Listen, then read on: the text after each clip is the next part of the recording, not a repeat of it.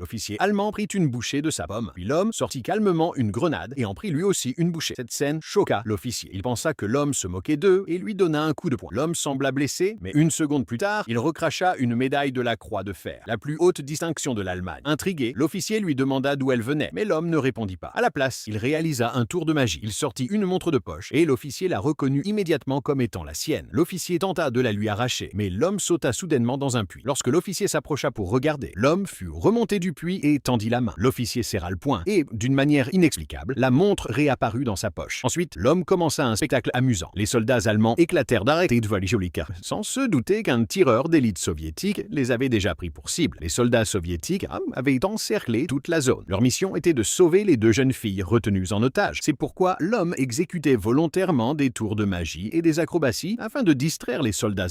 Des acrobaties pour distraire les soldats allemands. Il commença à jongler avec des balles, puis courut se réfugier dans une maison. L'officier ordonna aux soldats de le traîner dehors, mais l'homme réapparut vêtu d'un tonneau. Son apparence ridicule fit éclater les soldats de rire une nouvelle fois. Les soldats l'encerclèrent, mais lorsque l'officier regarda de plus près, l'homme avait disparu. Tout le monde se mit à sa recherche. Quelques instants plus tard, il apparut sur le toit. Il sortit une échelle et commença à y exécuter de dangereux numéros d'acrobatie. Les soldats baissèrent complètement leur garde. Mais l'officier sentit que quelque chose n'allait pas. Il menaça l'homme et lui ordonna de descendre immédiatement, en utilisant les otages comme moyen de pression. L'homme n'avait pas d'autre choix. Il sauta du toit et s'écrasa lourdement au sol. Les soldats allemands furent terrifiés. L'officier accourut, persuadé que l'homme était mort. Mais lorsqu'il se retourna, il se rendit compte que les otages avaient disparu. À cet instant précis, les soldats soviétiques ouvrirent dans le feu. Tous les soldats allemands furent abattus. Seul le jeune soldat recru resta en vie. Soudain, l'homme se releva. Il regarda lentement le jeune soldat allemand, leva la main, pointa son arme en direction de la rivière, puis appuya sur la détente. Ainsi, il accomplit sa mission avec